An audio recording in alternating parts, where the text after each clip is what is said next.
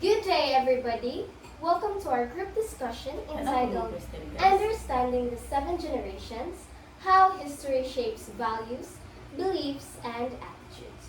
Our subtitle for today's discussion is From Resilience to Innovation, How History Shapes Values, Beliefs, and Attitudes. Today, we are going to talk about the seven generations based on their birth years. These are first, the greatest generation from 1901 to 1924. Second is the silent generation born from 1925 to 1945. Third, the baby boomers from 1946 to 1964. Fourth, generation X born from 1965 to 1980. Millennials born from 1981 to 1996. Sixth, Generation Z born from 1997 to 2012, and finally the Generation Alpha born from 2013 to 2025 rather. But before, let's begin with the oldest generation in our list, the greatest generation. Thank you. So let's start with the greatest generation, which includes people born from 1901 to 1924. This generation grew up during some of the most difficult periods in modern history. They experienced the Great Depression, and many were also affected by World War II. Imagine being a young person during a time when jobs were difficult to find, families had limited money, and basic resources could be difficult to obtain. Because of these experiences, the greatest generation is often associated with values such as hard work, sacrifice, discipline, patriotism, responsibility, loyalty, and perseverance. One reason is that they learn to appreciate things that younger generations might sometimes take for granted. For example, food. Today, if we don't like the food we are eating, we might simply choose another meal. But for someone who grew up during severe economic hardship, wasting food could be considered unacceptable. The same can apply to money. So they were more likely to save whatever they could because they experienced uncertainty. Another important value was family responsibility. People were often expected to contribute to the household and help one another.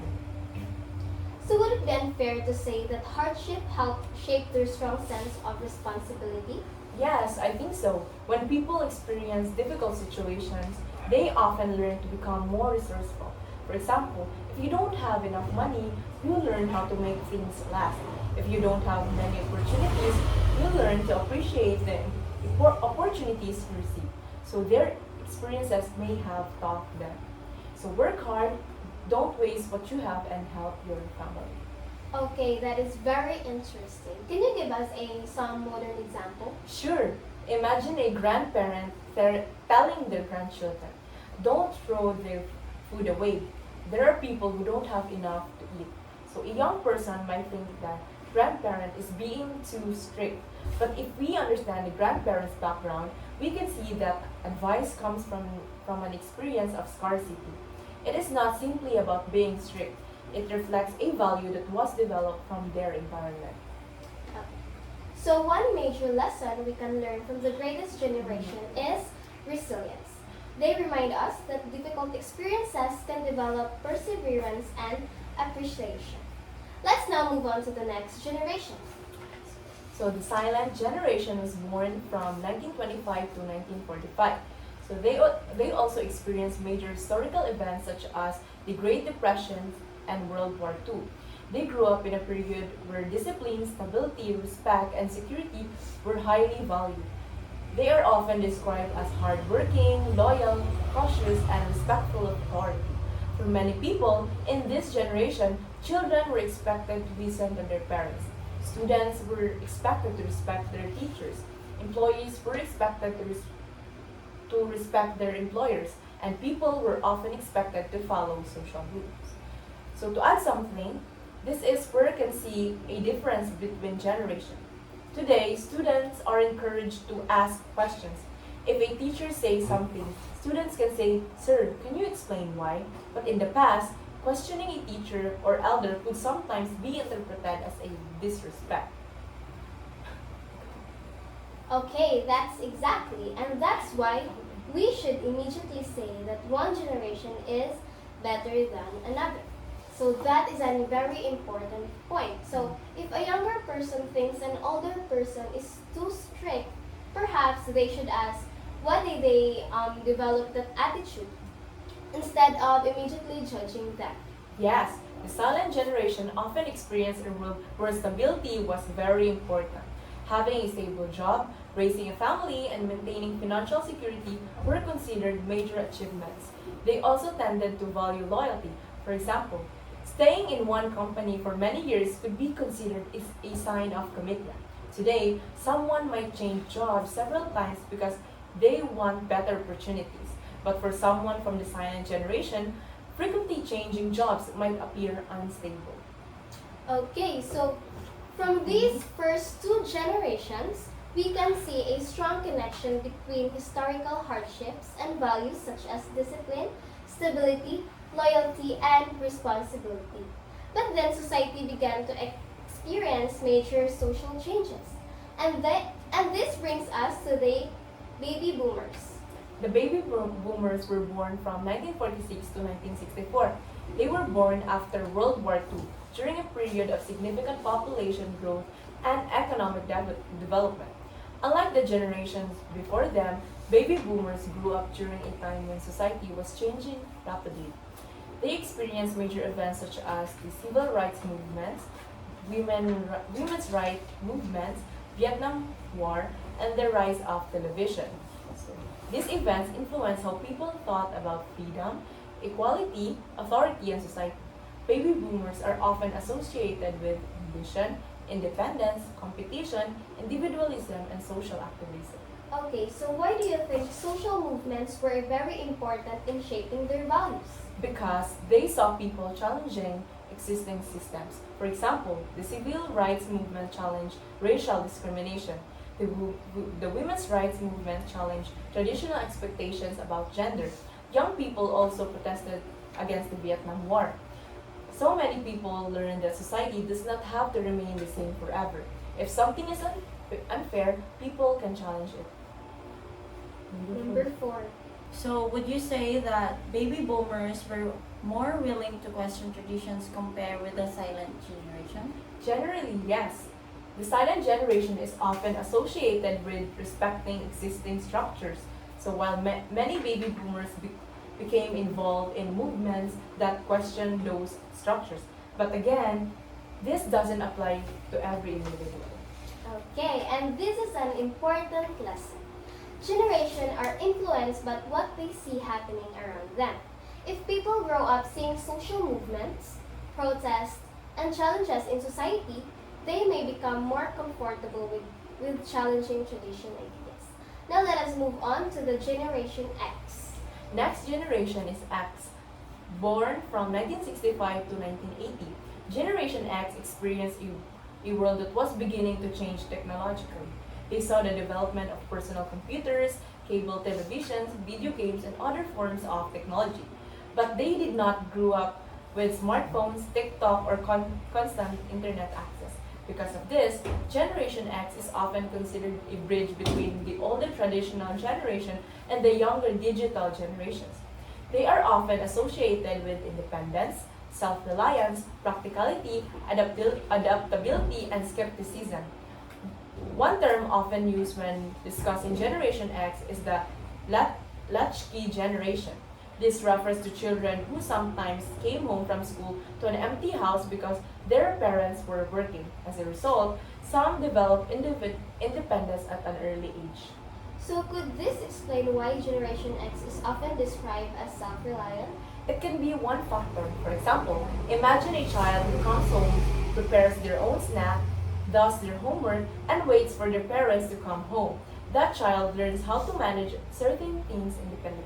So that's very different, no, from some children today who can immediately contact their parents through smartphones. Exactly. Technology changed the way families communicate. Before, if you wanted to talk to someone, you might have to call their home phone. Today, you can send a message instantly.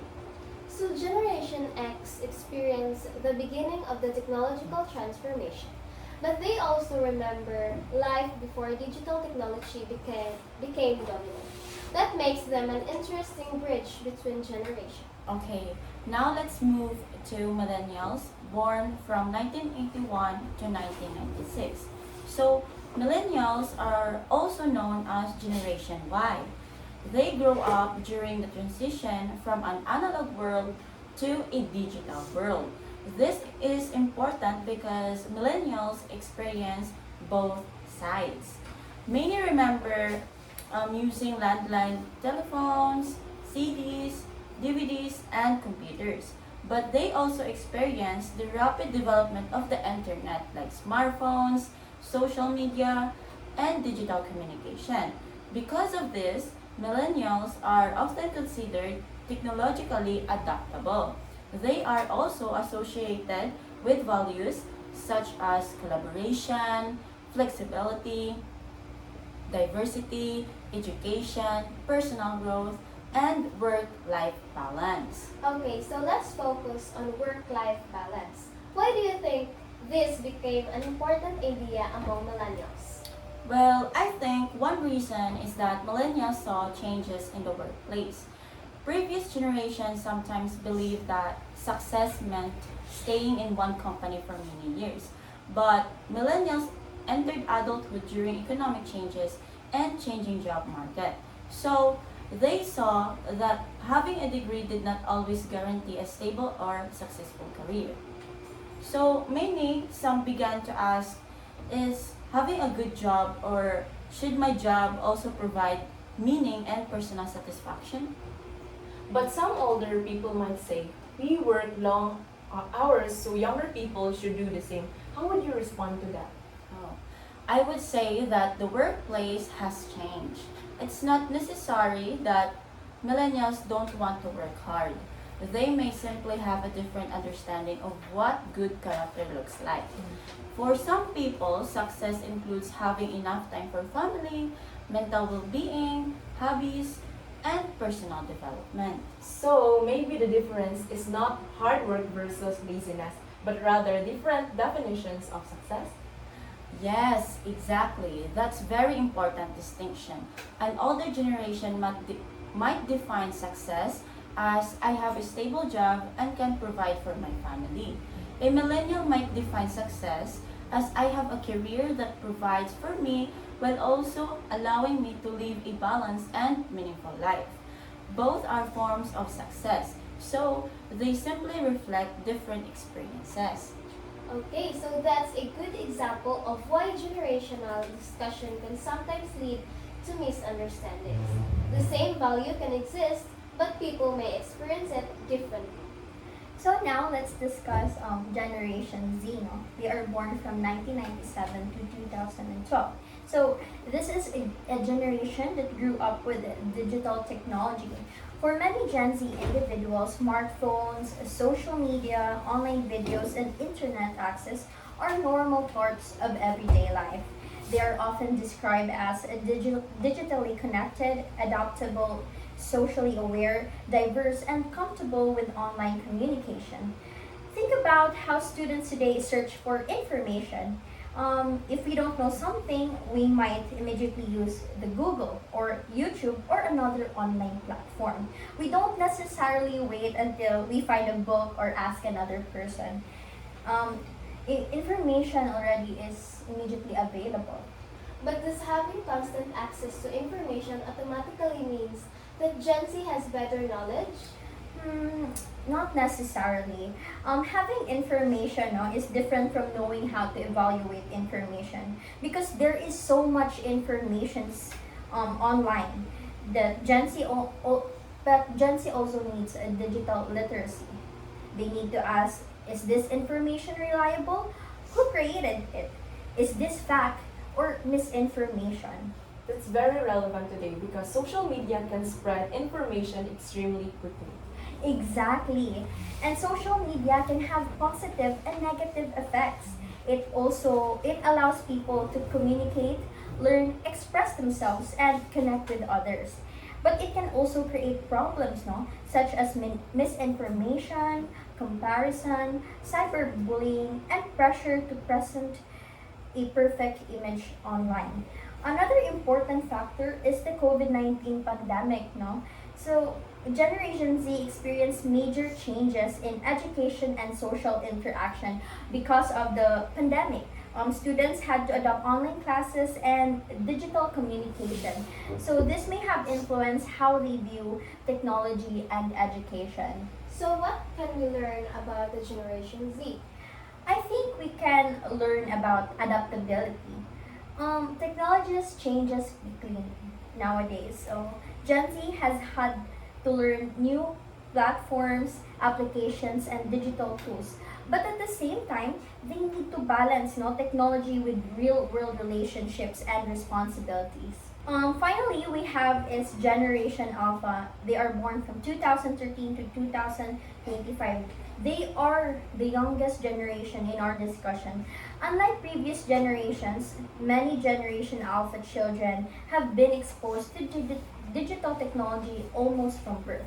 They may use tablets, smartphones, online learning platforms, artificial intelligence, and other digital tools while they are still very young. This makes their generation especially interesting. However, we need to be careful. They are still young, so we cannot confidently say that with their adult values, to say what their adult values will be. I'm sorry. Their attitudes are still developing, no? What do you think will be one of the biggest differences between Generation Alpha and older generations? So one major difference would be their relationship with technology.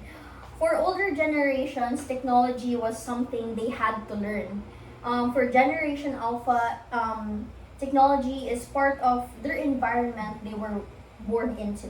So for example, an older person might remember learning how to use their first computer. So a child from the Generation Alpha might use a tablet naturally without thinking much about it. And now we also have artificial intelligence. Yes, So AI could significantly influence their education and future careers. They may grow up using AI for learning, creativity, communication, and problem solving. But this also creates an important responsibility. Children need to learn how to use technology responsibly and ethically.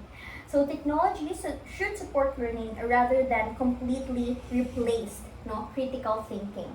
Okay, now that we've all discussed all the 7 generations, let us have an open discussion. So I want to ask everyone, which generation do you think experienced the biggest change in the society? For me, I would say Generation X because they experienced the transition from a mostly traditional world to a technological world. They remember life without smartphones and social media, but they also experienced the introduction of computers and modern technology. Also, I would also say that baby boomers because they experienced major social movements. They saw changes in civil rights, women's rights, politics, and culture. Well, for me, I would rather choose millennials because they experienced the transition into the internet age and they had to adapt from physical media and traditional communication to social media and digital communication. For me, I would say Generation Z because they grew up during a time when technology became deeply connected to everyday life. And they also experienced the COVID-19 pandemic during their school years, which was a major change in education. Okay, that is very interesting. So there isn't really one correct answer. Each generation experienced a different kind of transformation. Now here's another question. Do you think younger generations have less respect for older generations today? I don't necessarily think so. I think younger people may simply express respect differently. So, for example, an older generation might show respect by remaining quiet and listening. A younger person might show respect while still asking questions or expressing disagreement. Yeah, exactly. Disagreement doesn't always mean disrespect. A person can disagree respectfully. And I think older generations can also learn from younger generations. For example, younger people can teach older people how to use technology. And older people can teach younger people about experiences that cannot be simply learned online. That's actually an important point. Maybe the relationship between generations should not be about who is better, no. Instead, it should be what can we learn about from each other. Since our topic is connected to values, let's connect this discussion to values education. What values can we learn from the seven generations? From the greatest generation, we can learn resilience, sacrifice, and responsibility. From the silent generation, we can learn discipline, respect, and loyalty. From baby boomers, we can learn about courage, independence, and standing up for what we believe is right. From Generation X, we can also learn self-reliance, practicality, and adaptability. I'm sorry. From millennials, we can learn collaboration, flexibility, and openness to change. So from Generation Z, we can learn digital responsibility, social awareness, and adaptability. And from Generation Alpha, we can look toward innovation, creativity, and responsible use of technology. This shows us that every generation has something valuable to contribute. Before we end our discussion, we want to leave everyone with a challenge. Here is our question. If your generation's values were shaped by the events you experienced while growing up, how might future generations judge the values of our generation? For example, perhaps future generations will ask, why did people spend so much time on social media? Or why did students depend on so much on technology? Or maybe they will say, why didn't people use artificial intelligence earlier to solve problems? At the same time, perhaps future generations will have their own challenges that we cannot completely understand today. So instead of judging generations based on their differences, we should try to understand the experiences that shaped them. The greatest generation teaches us about resilience, sacrifice, and responsibility. The silent generation reminds us about discipline, stability, respect, and loyalty. The baby boomers shows us the importance of independence, ambition, and social change. Generation X teaches us self-reliance and adaptability. So, millennials demonstrate flexibility and the ability to adapt to technological and social changes. Generation Z shows us the importance of digital connection, social awareness, and adaptability. And Generation Alpha represents a generation growing up in a world of advanced technology, innovation, and artificial intelligence. Okay, to conclude, the seven generations are different because they grew up in a different historical, social, economic, and technological environments. But these differences do not mean that one generation is better than another. Every generation has strengths, challenges, and valuable lessons. The most important thing we can learn from studying generation is that people's values are shaped by their experiences.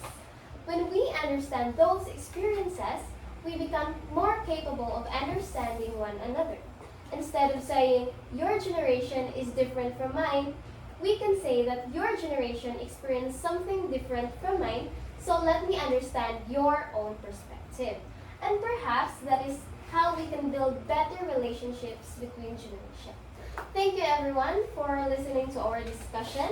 Once again, our topic was Understanding the Seventh Generation, How History Shapes Values and Beliefs, Attitudes, and our subtitle was From Resilience to Innovation, How History Shapes Values, Beliefs, and Attitudes. So thank you and have a great day.